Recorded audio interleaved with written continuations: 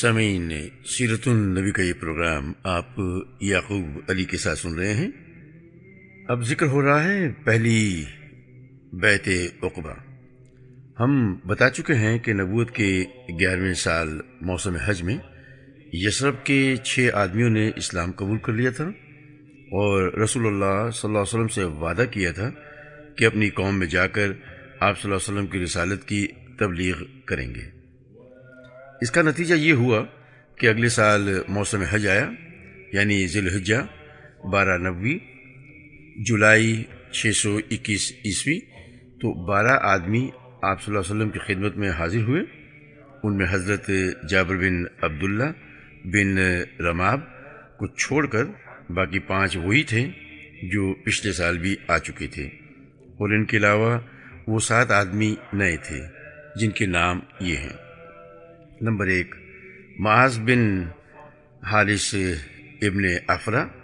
Number 2 ذکوان بن عبد القیس۔ Number 3 Ubadah بن Samit. Number 4 یزید بن ثعلبہ۔ Number 5 عباس بن عبادہ بن نسلہ۔ Number 6 ابو الہشم بن التحیان۔ Number 7 عویم بن سعدہ۔ ان میں صرف آخر کے 2 آدمی جو ہیں وہ قبیلہ اوس سے تھے، بقیہ سب کے سب قبیلہ خجرج سے تعلق رکھتے تھے۔ ان لوگوں نے رسول اللہ صلی اللہ علیہ وسلم سے مینا میں عقبہ کے پاس ملاقات کی اور آپ صلی اللہ علیہ وسلم سے چند باتوں پر بیعت کی۔ یہ باتیں وہی تھیں جن پر آئندہ صلح حدیبیہ کے بعد اور فتح مکہ کے وقت عورتوں سے بیعت لی گئی۔ بقیہ عقبہ کی اس بیعت کی تفصیل صحیح بخاری میں حضرت عبادہ بن سامت رضی اللہ تعالی عنہ سے مروی ہے کہ وہ بیان کرتے ہیں کہ رسول اللہ صلی اللہ علیہ وسلم آپ نے فرمایا، آؤ مجھ سے اس بات پر بیعت کرو کہ اللہ کے ساتھ کسی کو شریک نہیں کرو گے، چوری نہ کرو گے، زنا نہ کرو گے، اپنی اولاد کو قتل نہ کرو گے، اپنے ہاتھ پاؤں کے درمیان سے گھڑ کر کوئی بہتان نہ لاؤ گے، اور کسی بھلی بات میں میری نافرمانی نہ کرو گے۔ جو شخص یہ ساری باتیں پوری کرے گا اس کا اجر اللہ پر ہے، اور جو شخص ان میں سے کسی چیز کا ارتکاب کر بیٹھے گا پھر اسے دنیا ہی میں ان کی سزا دی جائے گی، تو یہ اس کے لیے کفارہ ہوگی۔ اور جو شخص ان میں سے کسی چیز کا ارتکاب کر بیٹھے گا پھر اللہ اس پر پردہ ڈال دے گا، تو اس کا معاملہ اللہ کے حوالے ہے، چاہے گا تو سزا دے گا اور چاہے گا تو معاف کر دے گا۔ حضرت عبادہ رضی اللہ عنہ فرماتے ہیں کہ ہم نے اس پر آپ صلی اللہ علیہ وسلم سے بیعت کی۔ مدینہ میں اسلام کا سفیر، بیعت پوری ہو گئی اور حج ختم ہو گیا تو نبی اکرم صلی اللہ علیہ وسلم نے ان لوگوں کے ہمراہ یثرب میں اپنا پہلا سفیر بھیجا تاکہ وہ مسلمانوں کو اسلامی احکام کی تعلیم دے اور انہیں دین کی در و بست سکھائے، اور جو لوگ اب تک شرک پر چلے آ رہے ہیں ان میں اسلام کی اشاعت کرے۔ نبی کریم صلی اللہ علیہ وسلم نے اس سفارت کے لیے سابقین اولین میں سے ایک جوان کا انتخاب فرمایا جس کا نام اور اسم گرامی مصعب بن عمیر ابدری رضی اللہ عنہ ہے۔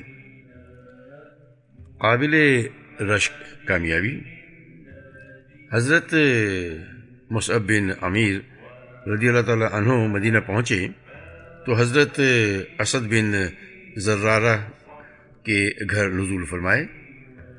پھر دونوں نے مل کر اہل یثرب میں جوش و خروش سے اسلام کی تبلیغ شروع کر دی۔ حضرت مصعب مقری کے خطاب سے مشہور ہوئے۔ مقری کے معنی ہیں پڑھانے والا۔ اس وقت معلم اور استاد کو مقری کہتے تھے۔ تبلیغ کے سلسلے میں ان کی کامیابی کا ایک نہایت شاندار واقعہ یہ ہے کہ ایک روز حضرت اسد بن زرارہ انہیں ہمراہ لے کر بنی عبد الاشہل کی اور بنی ظفر کے محلے میں تشریف لے گئے اور وہاں بنی ظفر کے ایک باغ کے اندر مرق نامی کنویں پر بیٹھ گئے۔ ان کے پاس چند مسلمان بھی جمع ہو گئے۔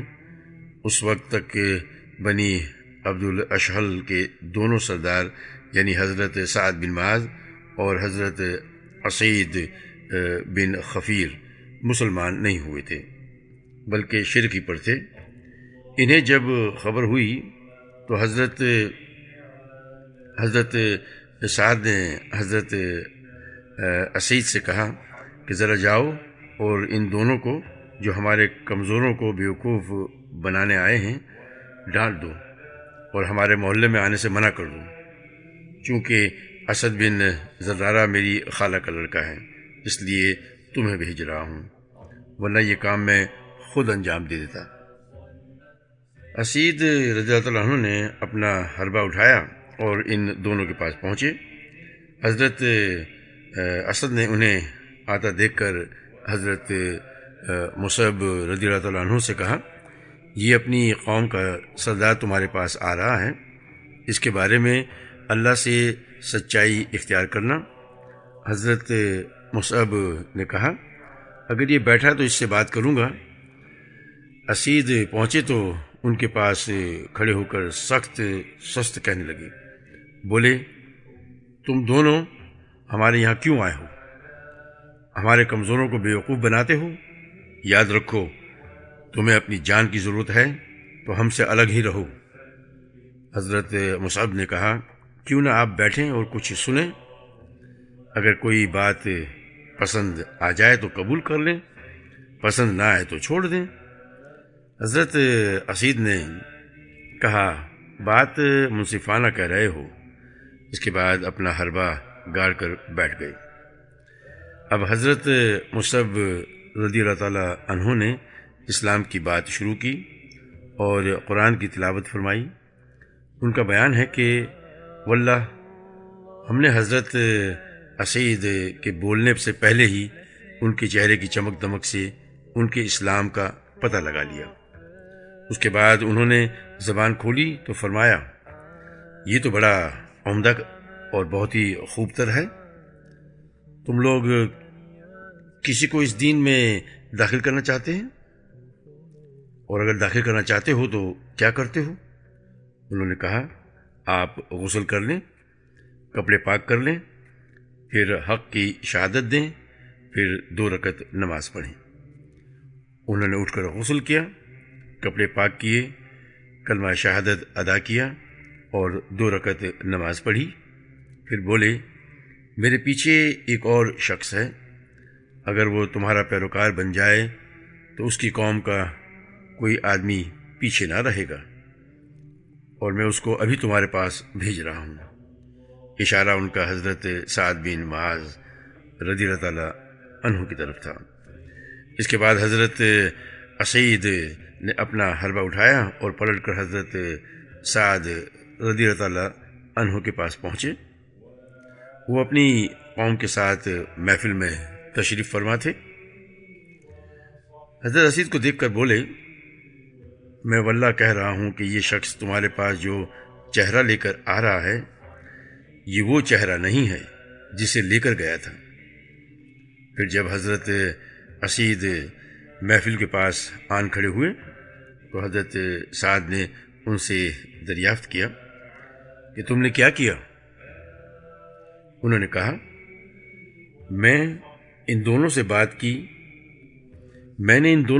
کی تو واللہ مجھے کوئی حرج تو نظر نہیں آیا، ویسے میں نے انہیں منع کر دیا ہے اور انہوں نے کہا ہے کہ ہم وہی کریں گے جو آپ چاہیں گے، اور مجھے معلوم ہوا ہے کہ بنی حارثہ کے لوگ اسد بن زرارہ کو قتل کرنے گئے ہیں، اور اس کی وجہ یہ ہے کہ وہ جانتے ہیں کہ اسد آپ کی خالہ کا لڑکا ہے، لہٰذا وہ چاہتے ہیں کہ وہ آپ کا عہد توڑ دیں۔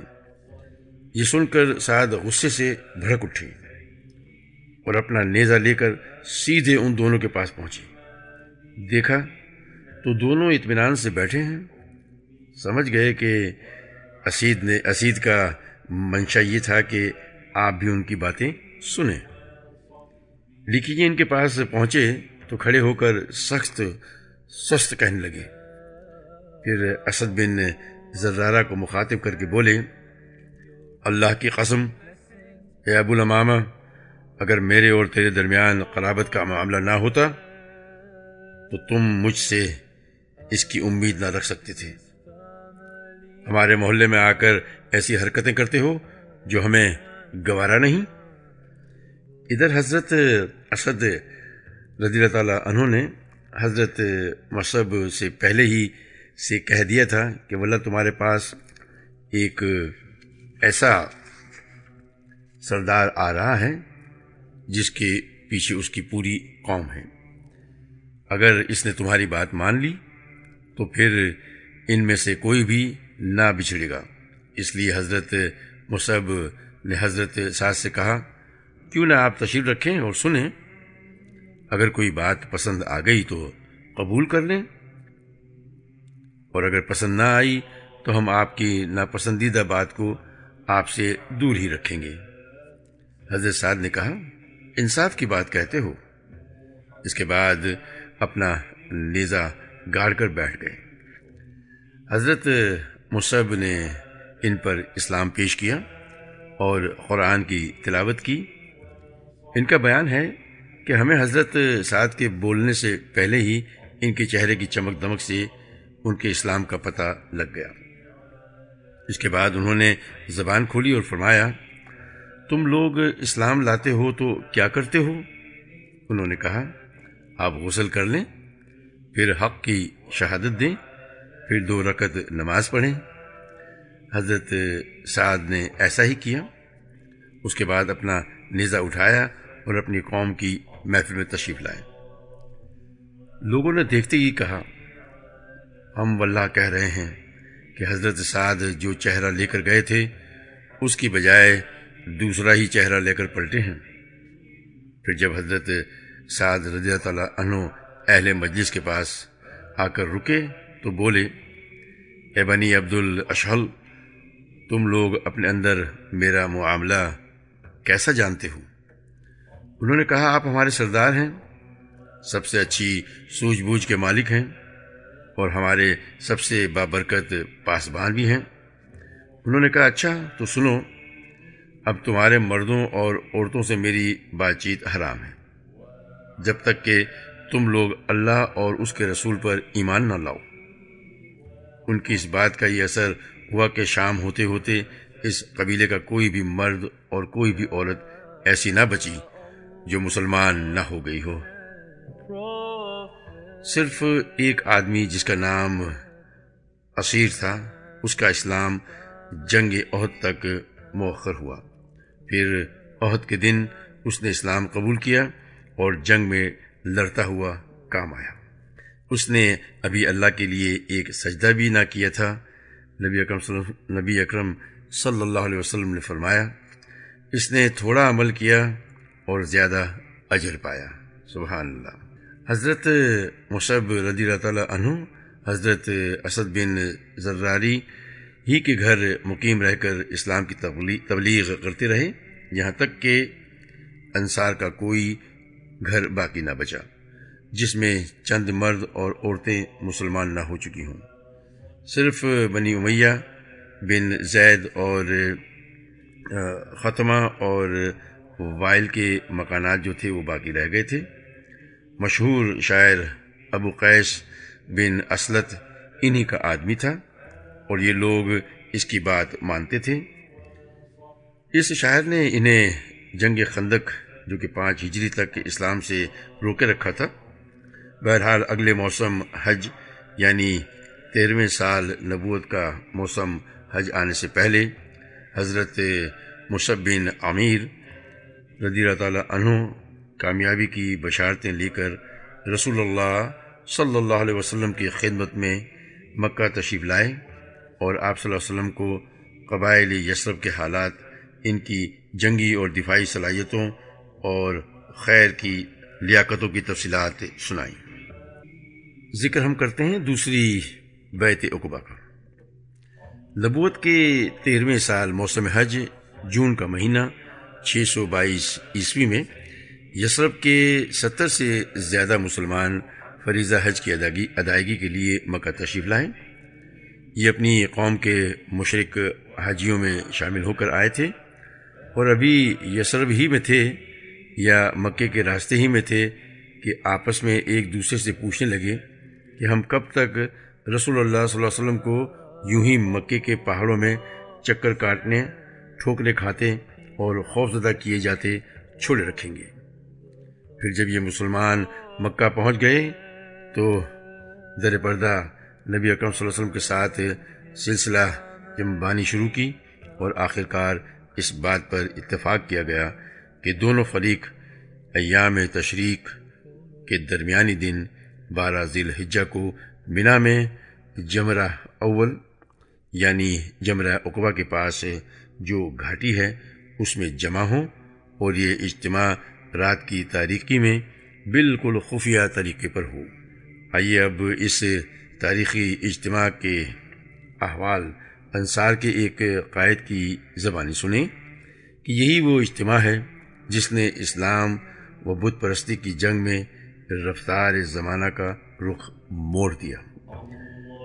ہم لوگ حج کے لیے نکلے۔ رسول اللہ صلی اللہ علیہ وسلم سے ایام تشریق کے درمیانی روز عقبہ میں ملاقات طے ہوئی، اور بالآخر وہ رات آ گئی جس میں رسول اللہ صلی اللہ علیہ وسلم سے ملاقات طے تھی۔ ہمارے ساتھ ہمارے ایک معزز سردار عبداللہ بن حرام بھی تھے جو ابھی اسلام نہ لائے تھے۔ ہم نے ان کو ساتھ لے لیا تھا، ورنہ ہمارے ساتھ ہماری قوم کے جو مشرکین تھے ہم ان سے اپنا سارا معاملہ خفیہ رکھتے تھے۔ مگر ہم نے عبداللہ بن حرام سے بات چیت کی اور کہا کہ اے ابو جابر، آپ ہمارے ایک معزز اور شریف سربراہ ہیں، اور ہم آپ کو آپ کی موجودہ حالت سے نکالنا چاہتے ہیں تاکہ آپ کلاں کو آگ کا ایندھن نہ بن جائیں۔ اس کے بعد ہم نے انہیں اسلام کی دعوت دی اور بتلایا کہ آج عقبہ میں رسول اللہ صلی اللہ علیہ وسلم سے ہماری ملاقات طے ہے۔ انہوں نے اسلام قبول کر لیا اور ہمارے ساتھ عقبہ میں تشریف لے گئے، اور نقیب بھی مقرر ہوئے۔ حضرت کعب رضی اللہ تعالیٰ عنہ واقعے کی تفصیلات بیان کرتے ہوئے فرماتے ہیں، ہم لوگ حسب دستور اس رات اپنی قوم کے ہمراہ اپنے ڈیروں میں سوئے، لیکن جب تہائی رات گزر گئی تو اپنے ڈیروں سے نکل کر رسول اللہ صلی اللہ علیہ وسلم کے ساتھ طے شدہ مقام پر جا پہنچے۔ ہم اس طرح چپکے چپکے دوک کر نکلتے تھے جیسے چڑیا گھونسلے سے سکڑ کر نکلتی ہے۔ یہاں تک کہ ہم سب عقبہ میں جمع ہو گئے۔ ہماری کل تعداد 75 تھی یا 73 مرد اور 2 عورتیں۔ ایک ام امارہ نصیبہ بنت کعب تھیں جو قبیلہ بنو مازن بن نجار سے تعلق رکھتی تھیں، اور دوسری ام منی اسماء بنت عمر تھیں جن کا تعلق قبیلہ بنو سلمہ سے تھا۔ ہم سب گھاٹی میں جمع ہو کر رسول اللہ صلی اللہ علیہ وسلم کا انتظار کرنے لگے، اور آخر وہ لمحہ آ ہی گیا جب آپ تشریف لائے۔ آپ کے ساتھ آپ کے چچا حضرت عباس بن عبد المطلب بھی تھے۔ وہ اگرچہ ابھی تک اپنی قوم کے دین پر قائم تھے، مگر چاہتے تھے کہ اپنے بھتیجے کے معاملے میں موجود رہیں اور ان کے لیے پختہ اطمینان حاصل کر لیں۔ سب سے پہلے بات بھی انہوں ہی نے شروع کی۔ گفتگو کا آغاز حضرت عباس کی طرف سے معاملے کی نزاکت کی تشریح، یعنی مجلس سے مکمل ہو گئی تو دینی اور فوجی تعاون کے عہد و پیما کو قطعی اور آخری شکل دینے کے لیے گفتگو کا آغاز ہوا۔ رسول اللہ صلی اللہ علیہ وسلم کے چچا حضرت عباس نے سب سے پہلے زبان کھولی۔ ان کا مقصود یہ تھا کہ وہ پوری صراحت کے ساتھ اس ذمہ داری کی نزاکت واضح کر دیں جو اس عہد و پیما کے نتیجے میں ان حضرات کے سر پر پڑنے والی تھی۔ چنانچہ انہوں نے کہا، خزرج کے لوگوں، عام اہل عرب انصار کے دونوں ہی قبیلے یعنی خزرج اور اوس کو خجرجی کہتے تھے، اور ہمارے اندر محمد صلی اللہ علیہ وسلم کو جو حیثیت ہے وہ تمہیں معلوم ہے۔ ہماری قوم کے جو لوگ دینی نقطہ نظر سے ہماری ہی جیسی رائے رکھتے ہیں، ہم نے محمد صلی اللہ علیہ وسلم کو ان سے محفوظ رکھا ہے۔ وہ اپنی قوم اور اپنے شہر میں قوت و عزت اور طاقت و حفاظت کے اندر ہیں، مگر اب وہ تمہارے یہاں جانے اور تمہارے ساتھ لاحق ہونے پر مصر ہیں۔ لہٰذا اگر تمہارا یہ خیال ہے کہ تم انہیں جس چیز کی طرف بلا رہے ہو اسے نبھا لو گے اور انہیں ان کے مخالفین سے بچا لو گے، تب تو ٹھیک ہے، تم نے جو ذمہ داری اٹھائی ہے اسے تم جانو۔ لیکن اگر تمہارا یہ اندازہ ہے کہ تم انہیں اپنے پاس لے جانے کے بعد ان کا ساتھ چھوڑ کر کنارہ کش ہو جاؤ گے تو پھر ابھی سے انہیں چھوڑ دو۔ کیونکہ وہ اپنی قوم اور اپنے شہر میں بہرحال عزت و حفاظت سے ہیں۔ حضرت کعب رضی اللہ تعالیٰ عنہ کہتے ہیں کہ ہم نے عباس رضی اللہ تعالیٰ عنہ سے کہا کہ آپ کی بات ہم نے سن لی، اب اے اللہ کے رسول صلی اللہ علیہ وسلم آپ گفتگو فرمائیے اور اپنے لیے اور اپنے رب کے لیے جو عہد و پیمان پسند کریں کر لیجیے۔ اس جواب سے پتہ چلتا ہے کہ اس عظیم ذمہ داری کو اٹھانے اور اس پر خطرناک نتائج کو جھیلنے کے سلسلے میں انصار کے عزم محکم، شجاعت و ایمان اور جوش و اخلاص کا کیا حال تھا۔ اس کے بعد رسول اللہ صلی اللہ علیہ وسلم نے گفتگو فرمائی۔ آپ صلی اللہ علیہ وسلم نے پہلے قرآن کی تلاوت کی، اللہ کی طرف دعوت دی اور اسلام کی ترغیب دی۔ اس کے بعد بیعت ہوئی۔ بیعت کی دفعات، بیعت کا واقعہ امام احمد نے حضرت جابر سے تفصیل کے ساتھ روایت کیا ہے۔ حضرت جابر رضی اللہ تعالیٰ عنہ کا بیان ہے کہ ہم نے عرض کیا کہ اے اللہ کے رسول، ہم آپ سے کس بات پر بیعت کریں؟ آپ صلی اللہ علیہ وسلم نے فرمایا، اس بات پر کہ چستی اور سستی ہر حال میں بات سنو گے اور مانو گے۔ نمبر 2، تنگی اور خوشحالی ہر حال میں مال خرچ کرو گے۔ نمبر 3، بھلائی کا حکم دو گے اور برائی سے روکو گے۔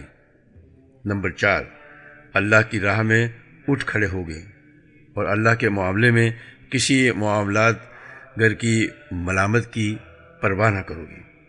نمبر 5، اور جب میں تمہارے پاس آ جاؤں گا تو میری مدد کرو گے، اور جس چیز سے اپنی جان اور اپنے بال بچوں کی حفاظت کرتے ہو اس سے میری بھی حفاظت کرو گے، اور تمہارے لیے جنت ہے۔ حضرت کعب رضی اللہ تعالیٰ عنہ کی روایت میں، جسے ابن اسحاق نے ذکر کیا ہے، صرف آخری دفعے 5 کا ذکر ہے۔ چنانچہ اس میں کہا گیا ہے کہ رسول اللہ صلی اللہ علیہ وسلم نے قرآن کی تلاوت، اللہ کی طرف دعوت و اسلام کی ترغیب دینے کے بعد فرمایا، میں تم سے اس بات پر بیعت لیتا ہوں کہ تم اس چیز سے میری حفاظت کرو گے جس سے اپنے بال بچوں کی حفاظت کرتے ہو۔ اس پر حضرت برا بن معرور نے آپ صلی اللہ علیہ وسلم کا ہاتھ پکڑا اور کہا، ہاں، اس ذات کی قسم جس نے آپ صلی اللہ علیہ وسلم کو نبی برحق بنا کر بھیجا ہے، ہم یقیناً اس چیز سے آپ کی حفاظت کریں گے۔ جس سے اپنے بال بچوں کی حفاظت کرتے ہیں۔ لہٰذا اے اللہ کے رسول صلی اللہ علیہ وسلم، آپ ہم سے بیعت لیجئے۔ ہم اللہ کی قسم جنگ کے بیٹے ہیں اور ہتھیار ہمارا کھلونا ہے۔ ہماری یہی ریت باپ دادا سے چلی آ رہی ہے۔ حضرت کعب کہتے ہیں کہ حضرت برہ رسول اللہ صلی اللہ علیہ وسلم سے بات کر ہی رہے تھے کہ ابو الہشم بن تیہان نے بات کاٹتے ہوئے کہا، اے اللہ کے رسول، ہمارے اور کچھ لوگوں یعنی یہود کے درمیان عہد و پیما کی رسیاں ہیں، اور اب ہم ان رسیوں کو کاٹنے والے ہیں، تو کہیں ایسا تو نہیں ہوگا کہ ہم ایسا کر ڈالیں پھر اللہ آپ کو غلبہ و ظہور عطا فرمائے تو آپ ہمیں چھوڑ کر اپنی قوم کی طرف پلٹ آئیں۔ یہ سن کر رسول اللہ صلی اللہ علیہ وسلم نے تبسم فرمایا، پھر فرمایا، نہیں، بلکہ آپ لوگوں کا خون میرا خون اور آپ لوگوں کی بربادی میری بربادی ہے۔ میں آپ میں سے ہوں اور آپ مجھ سے ہیں۔ جس سے آپ جنگ کریں گے اس سے میں جنگ کروں گا، اور جس سے آپ صلح کریں گے اس سے میں صلح کروں گا۔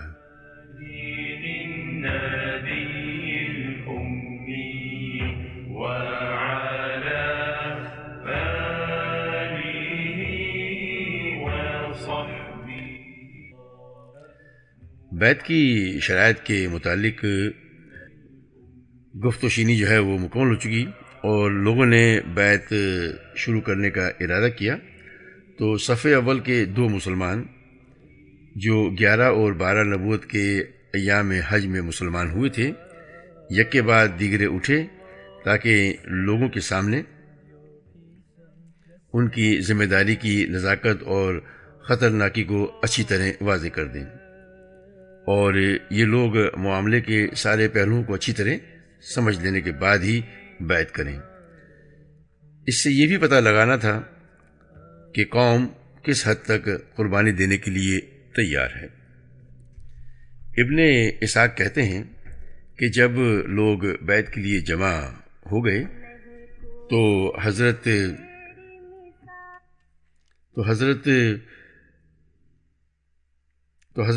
عباس بن عبادہ بن نسلہ رضی اللہ تعالیٰ عنہ نے کہا، تم لوگ جانتے ہو کہ ان سے، یعنی اشارہ نبی اکرم صلی اللہ علیہ وسلم کی جانب تھا،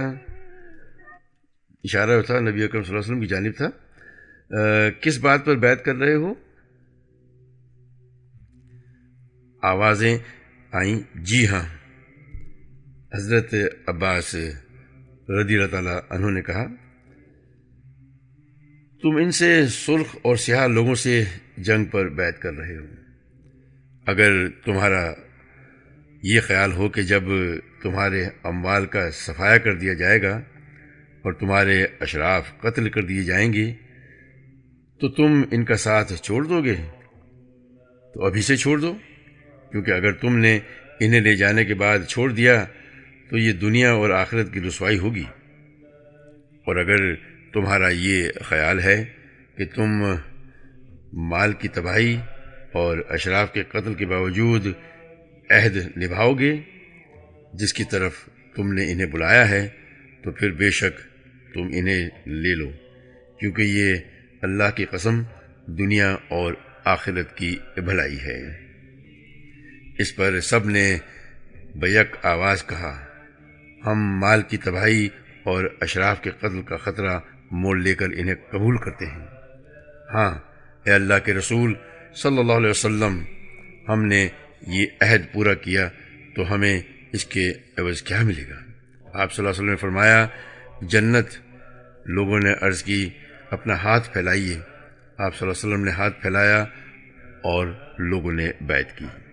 حضرت جابر رضی اللہ تعالیٰ عنہ کا بیان ہے کہ اس وقت ہم بیعت کرنے اٹھے تو حضرت اسد بن زرارہ نے، جو ان 70 آدمیوں میں سے کم عمر تھے، آپ صلی اللہ علیہ وسلم کا ہاتھ پکڑ لیا اور بولے، اہل یثرب، ذرا ٹھہر جاؤ، ہم آپ کی خدمت میں اونٹوں کے کیجے مار کر لمبا چوڑا سفر کر کے اسے یقین کے ساتھ حاضر ہوئے ہیں کہ آپ صلی اللہ علیہ وسلم اللہ کے رسول ہیں۔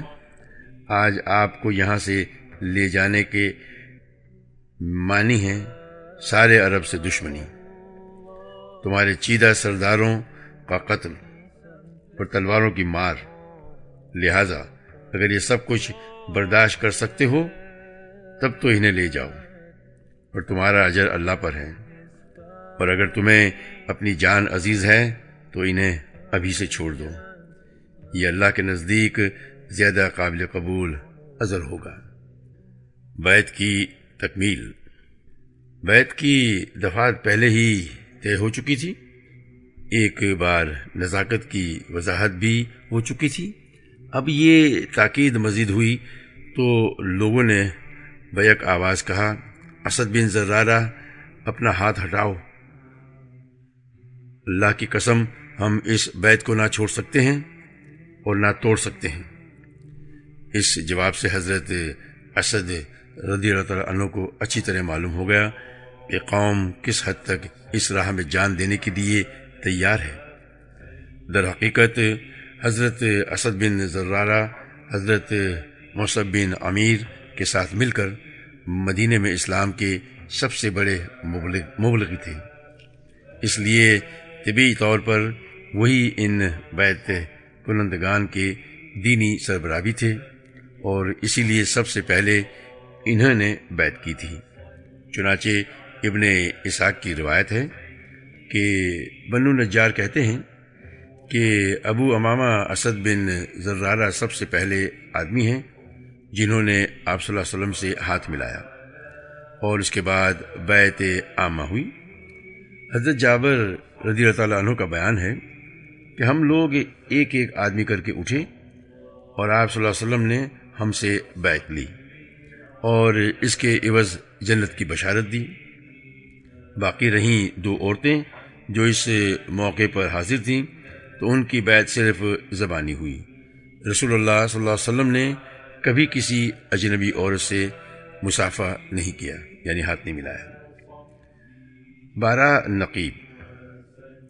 بیعت مکمل ہو چکی تھی تو رسول اللہ صلی اللہ علیہ وسلم نے یہ تجویز رکھی کہ 12 سربراہ منتخب کر لیے جائیں جو اپنی اپنی قوم کے نقیب ہوں، اور اس بیعت کی دفعات کی تنفیذ کے لیے اپنی قوم کی طرف سے وہی ذمہ دار اور مکلف ہوں۔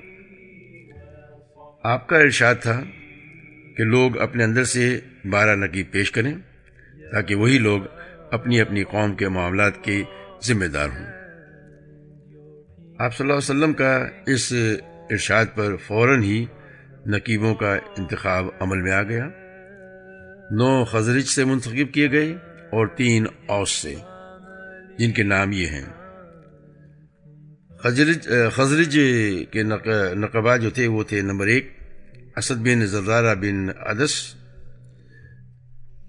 نمبر 2 سعد بن ربیعہ بن عمر، نمبر 3 عبداللہ بن رواحہ بن ثعلبہ، نمبر 4 رافع بن مالک بن اجلان، نمبر 5 براہ بن معر بن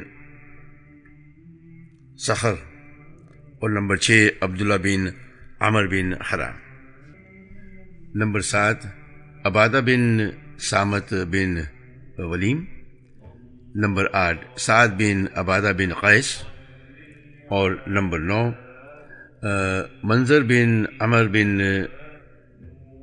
نتیس۔ اور اوس کے جو نقبات ہیں ان کے نام ہیں: نمبر 1 اسید بن خطیر بن سمات، اور نمبر 2 سعد بن خیثمہ بن حارث، اور نمبر 3 رفاع بن عبد المنظر بن زبیر۔ جب ان نقباء کا انتخاب ہو چکا تو ان سے سردار اور ذمہ دار ہونے کی حیثیت سے رسول اللہ صلی اللہ علیہ وسلم نے ایک اور عہد لیا۔ آپ صلی اللہ علیہ وسلم نے فرمایا، آپ لوگ اپنی قوم کے جملے معاملات کے کفیل ہیں، جیسے حواری حضرت عیسیٰ علیہ السلام کی جانب سے کفیل ہوئے تھے، اور میں اپنی قوم یعنی مسلمانوں کا کفیل ہوں۔ ان سب نے کہا جی ہاں۔ شیطان معاہدے کا انکشاف کرتا ہے۔ معاہدہ مکمل ہو چکا تھا اور اب لوگ بکھرنے ہی والے تھے کہ ایک شیطان کو اس کا پتہ لگ گیا، چونکہ یہ انکشاف بالکل آخری لمحات میں ہوا تھا اور اتنا موقع نہ تھا کہ یہ خبر چپکے سے قریش کو پہنچا دی جائے، اور وہ اچانک اس جماعت کے شرکا پر ٹوٹ پڑیں اور انہیں گھاٹی ہی میں جا لیں۔ اس لیے شیطان نے جھٹ ایک اونچی جگہ کھڑے ہو کر نہایت بلند آواز سے، جو شاید ہی کبھی سنی گئی ہو، یہ پکار لگائی، خیمے والو، محمد کو دیکھو، اس وقت بددین اس کے ساتھ ہیں اور تم سے لڑنے کے لیے جمع ہیں۔ رسول اللہ صلی اللہ علیہ وسلم نے فرمایا، یہ اس گھاٹی کا شیطان ہے۔ او اللہ کے دشمن، سن، اب میں تیرے لیے جلد ہی فارغ ہو رہا ہوں۔ اس کے بعد آپ صلی اللہ علیہ وسلم نے لوگوں سے فرمایا کہ وہ اپنے ڈیروں پر چلے جائیں۔ قریش پر ضرب لگانے کے لیے انصار کی مستعدی۔ اس شیطان کی آواز سن کر حضرت عباس رضی اللہ تعالیٰ عنہ عبادہ بن نثلہ نے فرمایا، اس ذات کی قسم جس نے آپ صلی اللہ علیہ وسلم کو حق کے ساتھ مبعوث فرمایا ہے، آپ چاہیں تو ہم کل اہل منا پر اپنی تلواروں کے ساتھ ٹوٹ پڑیں۔ آپ صلی اللہ علیہ وسلم نے فرمایا، ہمیں اس کا حکم نہیں دیا گیا ہے، بس آپ لوگ اپنے ڈیروں پر چلے جائیں۔ اس کے بعد لوگ واپس جا کر سو گئے یہاں تک کہ صبح ہو گئی۔ ذکر کریں گے روسا یثرب سے قریش کا احتجاج۔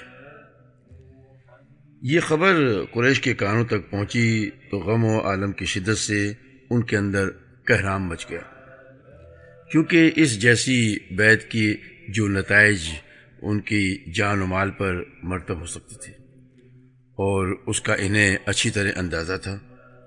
چنانچہ صبح ہوتے ہی ان کے روسا اور اکابرین مجرمین کے ایک بھاری بھرکم وفد نے اس معاہدے کے خلاف سخت احتجاج کے لیے اہل یثرب کے خیموں کا رخ کیا اور یوں عرض پرواز ہوا، خزرج کے لوگوں، ہمیں معلوم ہوا ہے کہ آپ لوگ ہمارے اس صاحب کو ہمارے درمیان سے نکال لے جانے کے لیے آئے ہیں اور ہم سے جنگ کرنے کے لیے اس کے ہاتھ پر بیعت کر رہے ہیں، حالانکہ کوئی عرب قبیلہ ایسا نہیں جس سے جنگ کرنا ہمارے لیے اتنا زیادہ ناگوار ہو جتنا آپ حضرات سے ہیں۔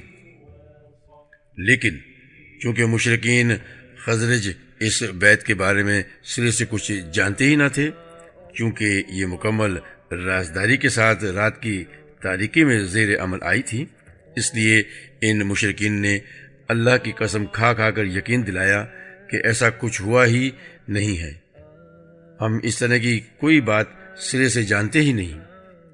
بالآخر یہ وفد عبداللہ بن ابی ابن سلول کے پاس پہنچا، وہ بھی کہنے لگا، یہ باطل ہے، ایسا نہیں ہوا ہے، اور یہ تو ہو ہی نہیں سکتا کہ میری قوم مجھے چھوڑ کر اس طرح کا کام کرے۔ اگر میں یثرب میں ہوتا تو بھی مجھ سے مشورہ کیے بغیر میری قوم ایسا نہ کرتی۔ باقی رہے مسلمان تو انہوں نے کنگھیوں سے ایک دوسرے کو دیکھا اور چپ سادہ لی، ان میں سے کسی نے ہاں یا نہیں کے ساتھ زبان ہی نہیں کھولی۔ آخر روسا قریش کا رجحان یہ رہا کہ مشرکین کی بات سچ ہے، اس لیے وہ نامراد واپس چلے گئے۔ خبر کا تیقن اور مبائن کا تعاقب۔ روسا مکہ تقریباً اس یقین کے ساتھ پلٹے تھے کہ یہ خبر غلط ہے، لیکن اس کی کرید میں وہ برابر لگے رہے۔ بالآخر انہیں یقینی طور پر یہ معلوم ہو گیا کہ خبر صحیح ہے اور بیعت ہو چکی ہے، لیکن یہ پتہ اس وقت چلا جب حجاج اپنے اپنے وطن روانہ ہو چکے تھے۔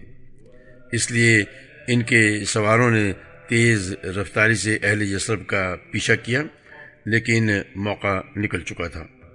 البتہ انہوں نے سعد بن عبادہ اور منظر بن عمر کو دیکھ لیا اور انہیں جا کھدیڑا، لیکن منظر زیادہ تیز رفتار ثابت ہوئے اور نکل بھاگے۔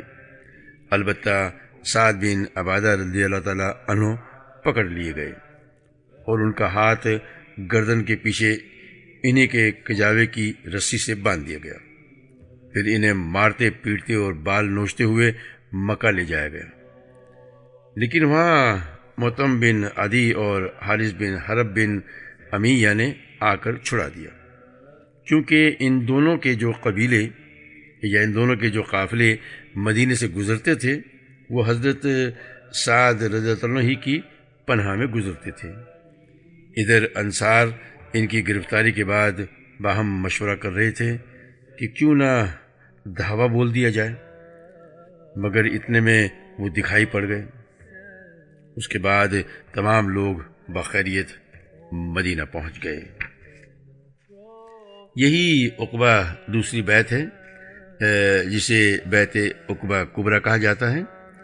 یہ بیعت ایک ایسی فضا میں زیر عمل آئی جس پر محبت، وفاداری، منتشر اہل ایمان کے درمیان تعاون و تناصر، باہمی اعتماد اور جاں سپاری و شجاعت کے جذبات چھائے ہوئے تھے۔